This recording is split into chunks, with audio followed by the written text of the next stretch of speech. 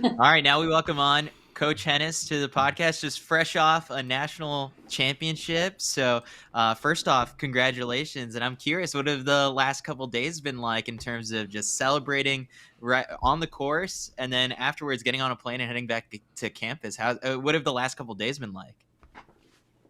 Yeah, they've been really cool. Hectic, obviously. Our administration was generous enough to let us charter, so it was kind of cool. We were able to get back on Friday night or Saturday night, I mean, and so we have a big bell tower on NC State's campus, which they had lit red, and we actually had a police escort with the bus straight to the bell tower and had people there and got to go inside the bell tower, which is like a huge deal at NC State.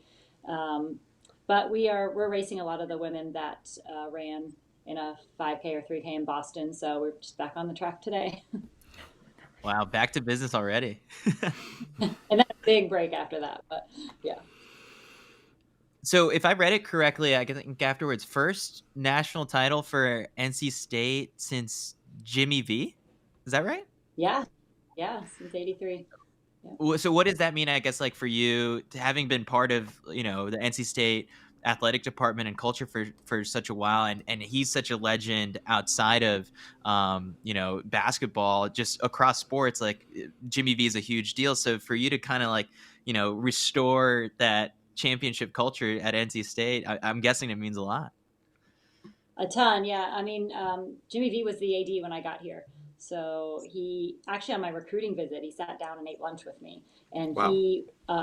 yeah, he was the MC for like all of our banquets and everything. Like he knew everybody. That's how he was with the athletics department. Like he knew every coach, every high level athlete, all that stuff. So I think we talk a lot about family and stuff in our program, and I think NC State really embodies that. And I mean, there were people before him, but that's who I knew as the AD, and so to be able to kind of bring that back is awesome. We did win two AIAW titles in women's cross, and I think a lot of people don't really know the history of it. Really, basically, was an NCAA championship. They just changed the name the next year after that. So when women's sports, when the NCAA kind of caught up, but so that kind of history of the programs when I came in as an athlete, we were ranked number one in the country. So and that's why I chose NC State and to kind of bring this back to that level and to have that us be an option for the people in high school and stuff that want to go in and win an NCAA title. I think it's means a lot to the people in this program and to this coaching staff for sure. That's amazing. A lot of our friends that have gone to NC State have described it really as a close family. Um, Mm-hmm. and everyone sort of stays in touch with each other after school. I would say it's one of the best sort of alum groups out there. Um, can you speak a little bit about like the culture of NC State? You went to school there. You've been coaching there for a while. There haven't been very many coaching changes there since the 70s. It's probably one of the most consistent programs in the U.S. Can you just speak about like sort of the culture of the athletic department and the school itself? Sure. Yeah, I mean, Coach Geiger, who's still the director of program here, was my coach. He was my husband's coach. He was in both of our houses on home visits in the '80s. Today at practice, for instance, some of the people Emily Pritt ran her first run in like 6 months, and we were down there cheering for her. Megan Moy, Megan Manzi, Michael Mays, they were all like at the practice this morning because they happen to be in town and people come back here. So I think the athletes in the program really feel that too. Like like when we win a national title, there's so many people so excited about this, and so many of our alumni really still in touch with it, and I think it does. It's kind of when they've had the same coaches that are still there, it just keeps people more tied to the program, and so I just feel extremely fortunate to be able to have stayed in the same place as long as I have. I know that that's just not really an option for a lot of coaches, at this level. And so I just feel really fortunate that we've been able to, my husband and I have been able to settle down here, stay here, raise our family, and stay in the same place. But, we always say that NC State, I think we have a really pretty campus, but it's not going to match like, you know, Ivies or something like that. We don't look like Hogwarts. And so, we always say it's more about the people, not just in our program, but the university as a whole. So I think like our program really does embody that as well. So we get that family feel from like the stories we hear from our friends who went there. Yeah. And I'm curious, like, how do you get it across to, the high schoolers who are looking at NC State? And, you've been able to nail some pretty awesome recruiting classes in the last couple years. So how do you sort of convey that to a high schooler, whereas like they're not thinking, down the road, like I'm going to meet my husband on, the NC State track and cross country team, because there's been so many of those couples over the years. But what is it that you kind of really try and hone in on to those recruits that you talk to? You know, I think that, well, first of all, our whole staff is pretty much from here too, so that like plays into it as we go through the recruiting process. But obviously, results are important to us. I mean, everyone says trust the process and all this. Yeah, you do have to be process oriented, and we are. Results are important, but taking care of people as a person is important to us, and I hope that comes across in the recruiting process. I do think that the COVID, kind of recruiting year in there was really tough for me personally, because it really is all about the visits and getting to know people, and we couldn't do a lot of that. And so I think probably fortunately in our position that the class before that was large, and so we weren't looking to make the next two classes, super big and bring a bunch of people in. And so we were able to get back to having people on campus, and really, you can build relationships on Zoom, but I mean, I'm kind of old school, and we really like to have people on campus and really spend, because every school is going to say we're family oriented, whatever, right? Like that, who wouldn't say that? Like everyone's going to say that. So that's why for us, the visits are the most important thing, and to people really feeling like they meet everybody on the roster, they hang out with everybody. It isn't like just meet with the coaches and we're trying to convince you of something. I think we do on visits, like they spend a lot of time with the team. Actually, not a huge amount of time with the coaches at all, actually, because I want people to come in that are going to be folded into, what we're trying to do, and that and are going to get along with everyone well and have the same kind of team goals. So I saw all the reactions on social media from, Erica Kemp, Olivia Enright, Emily Pritt, as you mentioned. And so it's like there were so many people a part of, the NC State team over the years that really celebrated this victory. I'm always curious, I asked Molly Seidel a couple weeks ago what her phone was like blowing up after, New York and the Olympics. But for you, I guess, to have classes and classes of alums probably congratulating you and texting you constantly. What was that like, I guess, this past weekend when, after the win, it felt like just so many people were invested in this and seeing it finally happen? Yeah, it was awesome. And you're at the awards ceremony for so long. I feel like I missed somebody. So if I did, I really apologize in answering. I'll tell you what happens. Like for me, like I just feel like everybody was on the team together, because I've been here so long. It's running together. So like I can't remember if well, I mean, I know Olivia and Erica were together, obviously, but then I'll be like, wait, was Joanna Thompson on the team with this person? And was Kenyatta with, because like everyone's texting me, and I'll be like, oh yeah, this person's here, and I can't remember like who was with who. But it really makes me feel good too that we had we had, before they disbanded, we had a good part of the New Jersey, New York track club too. Kenyatta's back here, Megan was back here, and we have a lot of people that felt strongly enough about running at the next level to try to give it a go and run professionally. And it's really cool that we have all these alumni at all these different groups, and they're all like really still invested on the same day that we can do something like win a national title, where everyone's still connecting with each other from wherever they are. Yeah, I was fortunate enough to watch it on ESPN with Kenyatta when we were in Boston over the weekend. So it was really fun just watching her just on the edge of the seat, just screaming at the TV. We've got to ask about Coach Geiger. Is he okay from the confetti pop? We have. I'm gonna pop it up here. The video here. Is he okay? Also, I have another question. Did someone steal his flip flops? Because he's wearing shoes, and is this going to be a new trend for him? You guys won, and he's wearing regular sneakers. Oh shoot! I didn't even realize that. I guess he's gonna have to shoe up. We call it. Yeah, he's gonna have to shoe up from now on, possibly. It was way too warm. I don't know what the sides were. Yes. I mean, if you the the still picture of that one, when you zoom in on everyone's face, like Nevada Marino's face is hilarious as well. Like she looks like she's at Disney World, I think.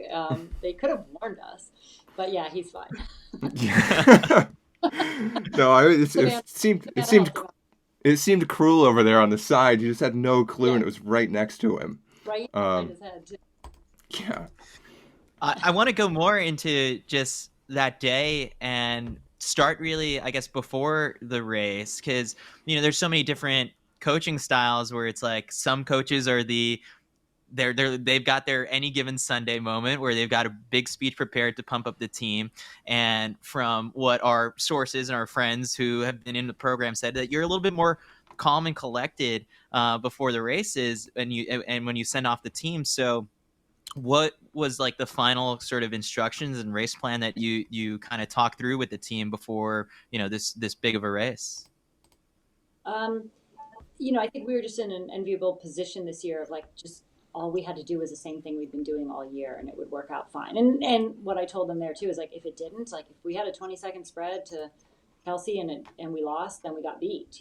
So if we just did what we did all year, I think sometimes people go into like an NCAA cross championship and they want to do something like heroic. I'm going to go out harder. I'm going to do something different. And we were going out fairly aggressively all year, so we really didn't change anything. We've been on this course before in the past. In 2015, we had an ACC championship there, so I knew that we were going to have to handle being able to go out kind of aggressively, and so we practiced that in a lot of meets and really just tried to talk about consistent effort. Coach Geiger is in charge of the pre-race night before speech. He had Savannah Shaw reading out of a book and things like that. So he's in charge of that part of it for sure. I don't know. There were just so many things that last week that like the result looks really good, and there were just so many things that were a little crazy going into it. But Hannah Steelman, who we had sat out, woke up with, I guess it's a spider bite. It was crazy, like streaking, and so she's fine. But we had to. It was a little bit of a morning of that was a bit stressful. She handled it well. Our trainer, who was actually at Notre Dame for years, he was the trainer when Molly and Anna and everyone ran for Notre Dame. He's just very calm. He's like, yeah, we're going to need antibiotics for that pretty quickly. He's like, I guess we can wait till the race is over. But That's crazy. I'm curious, at the beginning of the year, I don't know how your goal setting process is, but obviously setting goals for college athletes is so important. Are you sort of a coach that lets the athletes set their own goals and then you guys sort of take ownership of that together? Or are you sort of a coach that will set the goals out for the team yourself? I've had both with Vin and Andy, and they both work for different people. What's your approach to that? Very much so let the athletes do it first. And then then we talk through it. But they have actually, well, I think we kind of have a set of goals that doesn't change a whole lot. Like ACC is a great conference. We always want to be in a position to have an opportunity to win the conference championship. Hopefully we're deep enough and, have an opportunity to do that. We always want to be at nationals, and we've probably revised it in the last 6 or 7 years with a chance on the podium, that kind of thing. But I also think that and we try really hard to focus on process goals, and they did a good job of that this year, but it's really hard to finish second, return everybody, and not have the goal be to win. And I think that they were not afraid to really say that this year either in the then that say that's the goal, and then go back to focus on what do we really need to do to meet that goal, and focus on that week to week. We had some of them in their logs were writing like what their goal was for that week, to make that week what they need to do in that week to be better, and then the next week and the next week and that kind of thing. So both can work well, and figuring out what works for each individual. I think like some of the one-on-one conversations are different. Some people want to stay completely away from the result goal, and that's fine. I think that works. And some people are just more focused on what, hey coach, I don't really know, what place do you think I can finish? Where should I be at this point? And so I have different conversations with different athletes. I think, as the longer they're in the program, you just kind of get to know what makes them tick and which is better for which individual person. Because the team goal is the same. We need to have everybody on the line ready to run well, but they might get there a little bit differently, mentally, or even, volume wise, or something like that in training. And so that's fine, as long as people's you're putting on the uniform on the same day with the same goal. That's awesome. I love to hear that. And you talk about getting second last year. You come back and win this year. And I might be totally wrong here. And if I am, please just tell me I'm wrong. But it seems like head women's coaches right now are having a they're having better success at multiple years of success with women's teams, if that makes sense. You're having a better sustained consistent sort of performance out of groups instead of like a really good year and then you dip and all of a sudden like this team isn't making NCAAs that was like podium, the year before. Obviously there's the Lance Harders of the world, but you have coaches like yourself, Coach Powell, Coach Gina, Coach Taylor that have had these programs that are extremely consistent. What do you think the importance is of women's coaches with women's teams, and what are your thoughts on sort of why that's happening? Um, I think I think it kind of filters down at the high school level almost. People are and as a parent of had a very good high school athlete, a few years ago too. You hear this going on. I think people are realizing what girls in high school and then women at this level need to do to have longevity in the sport. And I mean, obviously, male coaches can do that and can understand that and can, but I think that there are just some conversations, particularly 18-year-old, 19-year-old women are more comfortable having with a female coach. And I don't, I think I've had my high school coach. She was the matron of honor in my wedding. She's Ellie's godmother. So I've had, and then I had Coach Geiger here. So I've really had both ways. And I think obviously any of that can work, and the education piece of it is huge. But I do think that more and more young women are thinking like, I want to do this long term. And being around other people that understand that, and then it just kind of attracts, people to that program, those programs as well. But yeah, I mean, in the middle of this, we finished 13th in 2018, and it was like the end of the world to the people in the program. And sometimes you got to remind like women at that level too, like it's hard. It's hard to win. Actually we were eighth the year before that, and I remember walking back to the tent, and Ellie was on that team. Dom, devastated. They were devastated not be on the podium. And Bob Brayman from Florida State came up to them and he said, look, I've been doing this even longer than your coach. It's not easy to be top 10. You can't go home and just solve, like you just, I think that we're getting better at keeping our women more even keel too. Like understanding like this is hard to do. And, it's hard not to finish an NCAA championship like this and be like, oh, who's bringing who back and what's next year going to look like? And just, tell them like, just enjoy it, just celebrate it, enjoy it. And I think that, we're getting better at that. But I do think that, just all the information that's out there is helping high school girls, hopefully, and their parents understand, let's not go crazy when you're 14, 15, 16. If these are your goals for later, let's try to save this and understanding. And again, this can be male or female coaches, but I think just we've been here for so long and done this, going for the short-term gains is just not the way to go. It's really, really tempting. Like, sure, somebody who was, you can raise their mileage, you can have them do a lot more intensity, and you can get a lot more out of a freshman who was good that wasn't doing those things in high school. But we try really hard not to do that. Yeah, so it sounds like you've been having more of these conversations, and it comes with like the success and the talent level of the athletes that you have now, that they want to continue doing this beyond college. So I guess like what are some of those conversations like when you do get an athlete like that, in terms of talking them through like what that next phase might look like? I know starting off as a professional runner, and I guess Matt could speak to this a little bit more, it's like you when you leave a college program, you have like all the amenities and all that, and sometimes unless there's a big contract waiting for you, it gets really difficult after college. And so it's not as pretty. The day-to-day is not as pretty and easy. How do you sort of, I guess, taper sort of those expectations while they might be caught up in the excitement of being part of a really successful team? Well, luckily we have a lot of professional athletes running professionally that come back and hang out with them, and so it's so like there's a pillbox outside my office for the people whose iron is low, and they just can come in and it's right there. Like I'm yelling at my daughter, like, did you take your iron? You're at altitude, like there's so, like you're saying, there's so many, so much that's different at the next level. But we try to keep the training, obviously we train hard.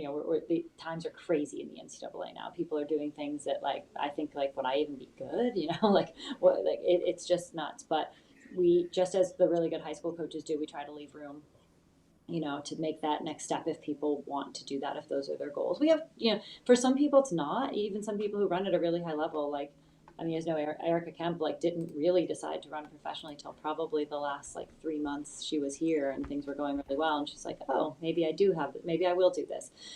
So not everyone goes in with those goals, but we still try to, I feel a great amount of like responsibility to all the athletes in the program. Certainly, like, some of these athletes that are really high level in high school that we've signed, you feel like a responsibility to make sure that their career, that you don't do anything crazy early and that they can get better each year. But I feel that responsibility to all the athletes in the program. And, even if they're not going to run professionally under contract or whatever, I think running is something most people want to do for the rest of their lives.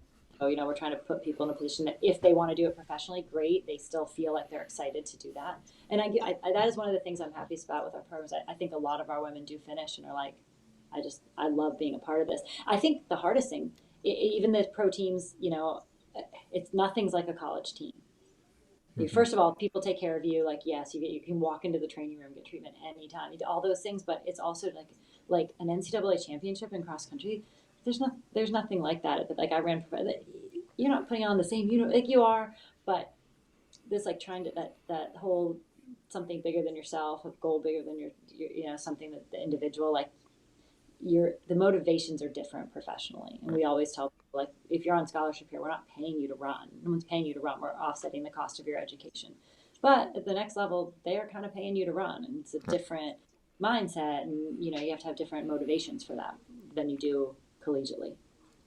I definitely struggled with that professionally. I was a huge team person. Loved relays. Loved the pressure of having to score points for the team and everything. And honestly, part of my poor performance professionally was probably due to a lack of that team aspect. But I want to talk about coaching Ellie. You coached her to an NCAA title last year, but you yourself being at NC State, like, coaching your daughter to that level, what was the dynamic like?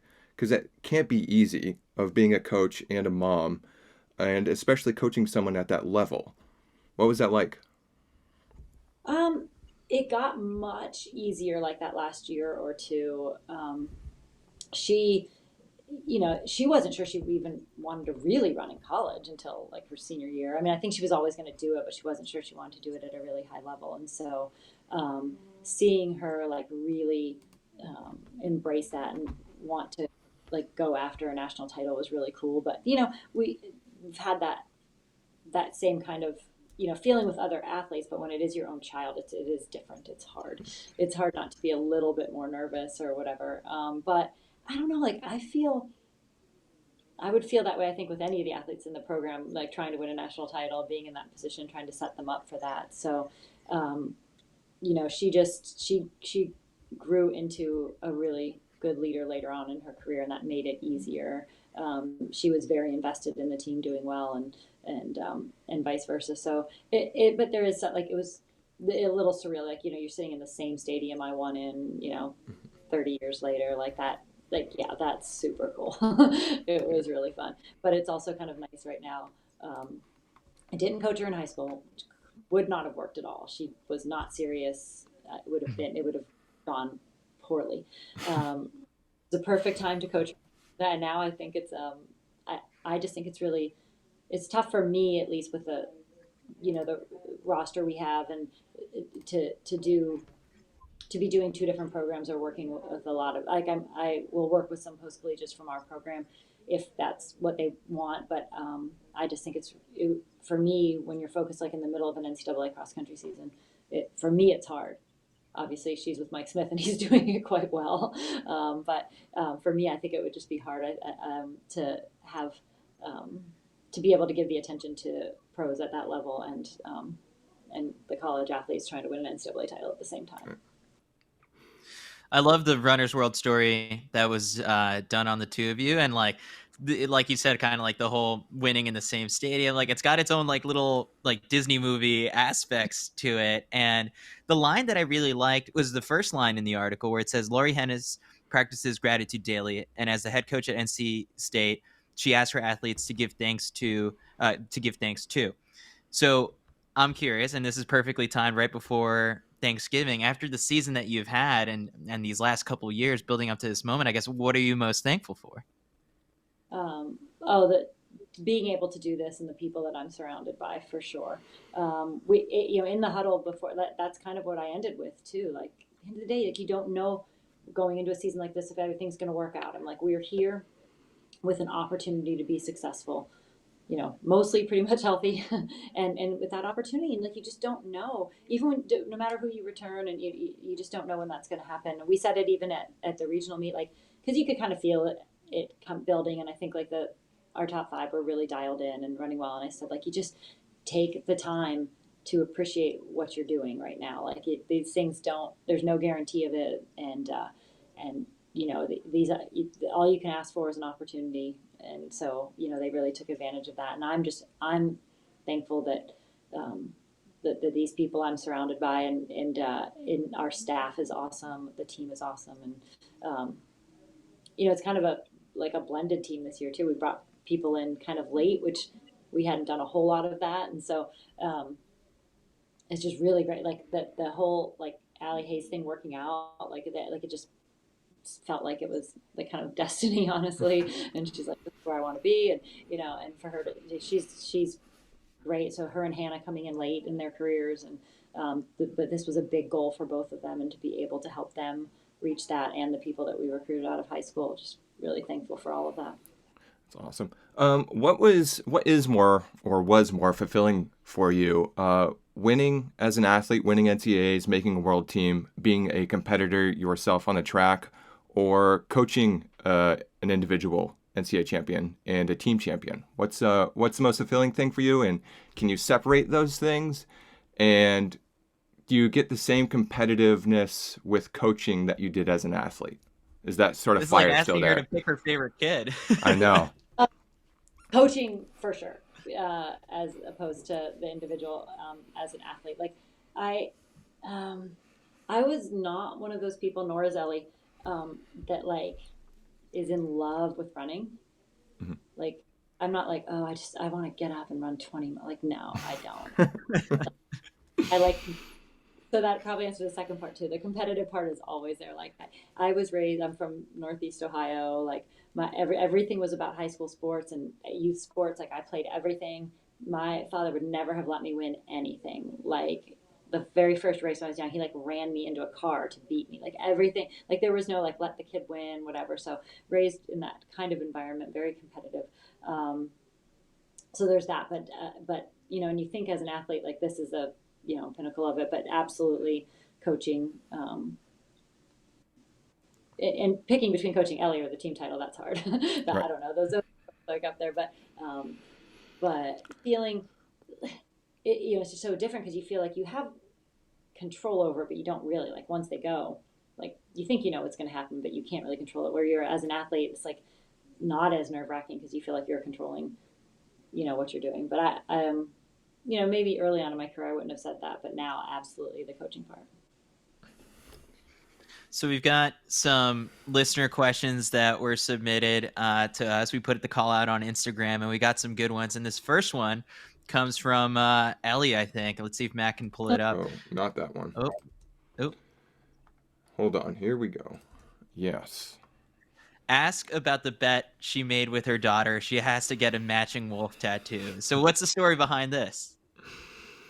I can't remember even how it started. Either she had to be more All-American more times, but COVID kind of messed with that. So then or win a national title. So yeah, we're supposed to be getting one. I mean, she's in charge of making the appointment, which I don't know that she's made it. So when she does, I will.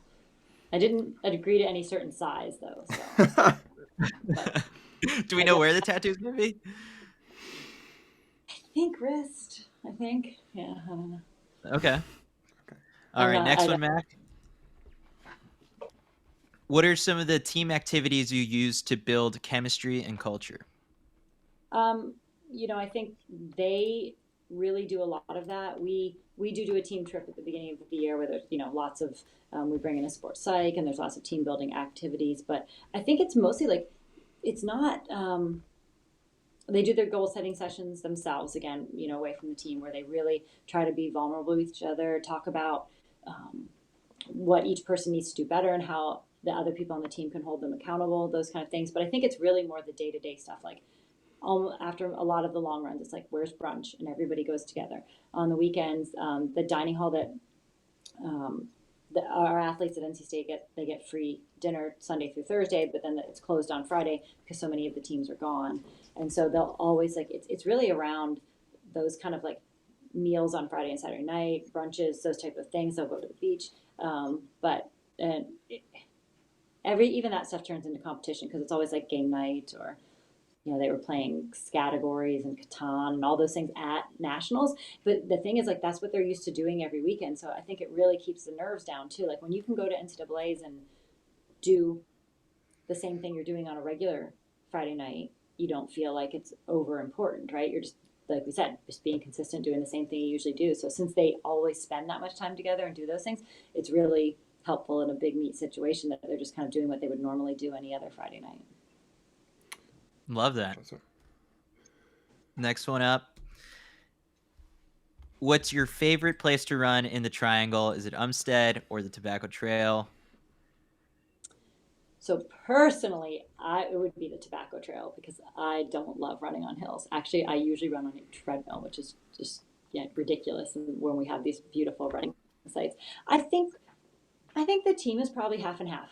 If you would ask, half of them would love Umstead, and for those people who don't know, like Umstead is a state forest. It's really hilly. There's no flat part of Umstead, but it's beautiful.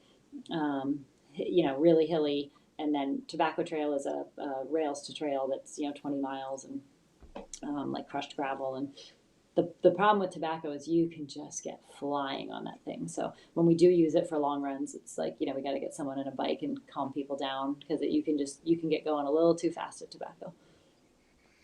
Yeah, I got a chance to run on the Tobacco Trail back a couple months ago, and it was beautiful, but like you said, flat and just a lot of fun. You could get excited on I think there's one way back that you start to roll a little bit downhill, and it's just great. Like definitely a favorite spot. What's the next one we got, Mac? All right, yeah, we got 3 more of these. So. How do you approach food, nutrition, weight as a coach? And now this is, and I guess I got a couple of these asked because it was definitely part of the general coaching conversation that has taken place over the past couple of months with news stories and all that coming out about coaches and the different approaches to it. So I guess what can you share about your personal approach to these subjects? Personally, we really try to focus on fueling, appropriate fueling for what you're doing. And for some kids, wow, when you are training at this level, it requires a lot. and you're not home anymore, right? You're eating in a dining hall, you're doing all these different things. And so we have 3 full-time nutritionists that really help me out a lot with that as well. But really, the best thing in the world would be to just say eat when you're hungry, stop when you're full, and make sure you're taking in a lot of good foods. But for some people that's hard to figure out. And so obviously when that's the case, we work with that. But you can all use the race car analogy, but which is impersonal. But you just have to fuel appropriately, and we try to take as much as you can, take the emotion out of that, and that also can be difficult for women. And we just try to really if you're same way we would approach sports those kind of things. If your goal is to run at a high level, you have to do these things correctly. And one of them is nutrition. I think people tend to focus on nutrition or weight as the main part of that. Some people tend to get caught up in that, and that is just not true. I would put sleep way above nutrition in terms of what's the thing that could derail somebody's college career. You're not sleeping enough, you're going to get hurt. Same thing. If you're not eating enough, you're going to get hurt. These things we just try to talk to them about. You've got to have this consistency in all things, and nutrition is one of them. And so we just talk about, we have the nutritionists will come in. We have fueling stations now. Everything's so different than when I was in school too. So we used to forget. I was bad about packing lunch or figuring out when I was gonna get that. Now you can, it's so easy. Like, okay, we want you to get something in 30 minutes. Within 30 minutes, walk down to the weight room and there's all this stuff in there that you could get. And so it's really like, it's easy too, because we're teaching it and we can just provide it now, which we couldn't do in those days. So I think that's one of the things that has been helpful at the collegiate level. You know, you've got people telling the athletes the right thing to do and then being able to provide it and show that this is right. So yeah, I don't know if that answers all of it, but we really, really focus on it as fueling, and we're not afraid. You have to have those tough conversations if there are people, female athletes in high school that have not done that correctly, or that are under fueling. Then we take that time and we work on it and we make sure that people do that, because you cannot. It is not. You will not have a long career if you can't manage that. Love to hear that. Oh, we got one more here. Yeah, there we go. So we got two-parter. How do you keep your team working together with a constantly revolving group? And then tips for keeping a strong girls' high school cross-country program competitive yet humble. Yeah, the constantly revolving group is a new thing, because we just talked about bringing in Hannah 2 years ago and Allie and people that weren't necessarily here as 18 or 19-year-olds. And so one of the things this is an argument Ellie and I have had for years. She thinks that we should name team captains and we don't. And I'll say that we've got this from a sports psych person we worked with years ago.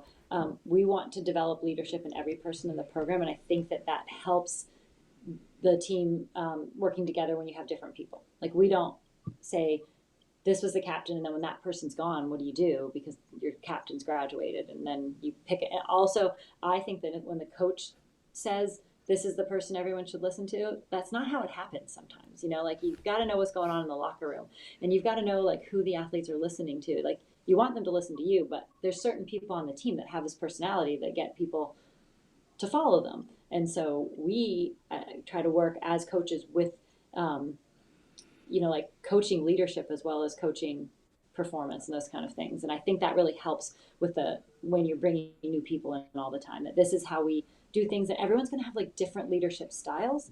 For instance, on our current team, like, I'm not going to get Kelsey Camille to have like a big rah team meeting. It's not her thing. That's not her personality. But like, she's one of the best leaders we have. It's just, you got to figure out if some people are better one-on-one, let them work on that and focus on that. Let people who are good at planning the big get-togethers and doing the big group rah-rahs, things like that. So we focus on developing everybody's leadership style, and I think that helps keep people working together. And in the recruiting process, we work, and I guess you can't do this in high school, so I get that. In the recruiting process, we work on people who the team goals are just as important. Before you answer that second question, I absolutely love that answer. And for anyone that's listening or watching this, that is why the program is what it is. I know it's a lot of other things, but that is, in my opinion, that is such a healthy take on like team captains and team culture. I feel so strongly about that subject, probably stronger than I should, and I absolutely love to hear that.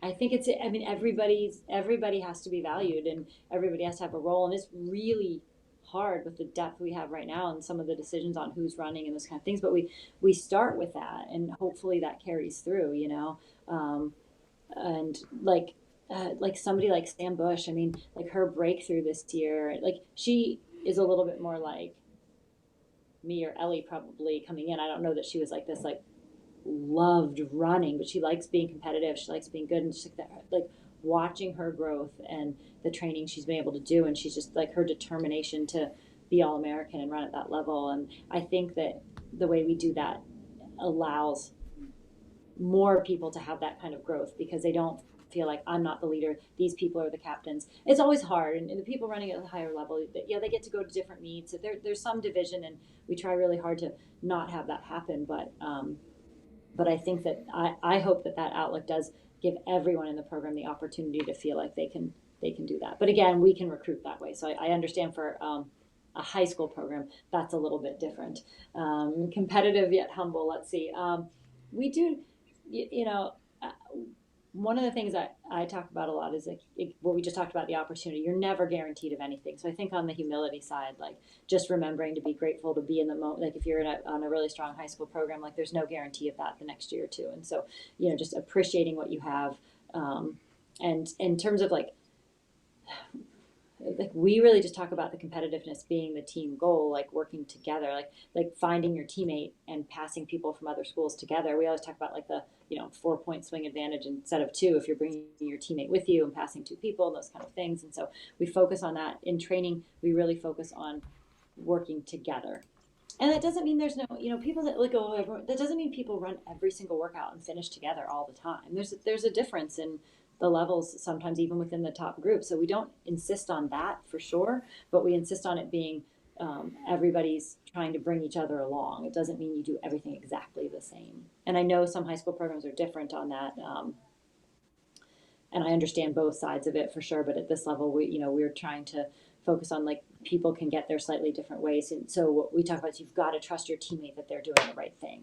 If they're listening to what the coaches are telling them and someone's allowed to, or can go a little bit faster or this group changes to stay, we talk about the trust factor in that everything we're doing is to try to get people on the line in the right mindset and fit enough to get done, to reach the team goals. And they've got to trust each other to do that. They're doing the right things to get there.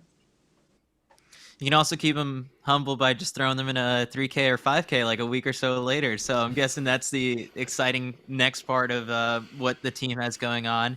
Actually, but Coach, yeah. Who said today, they're like, yeah, that nothing like a little bit of speed work after cross country to throw a little humility back. I think it was Caitlin.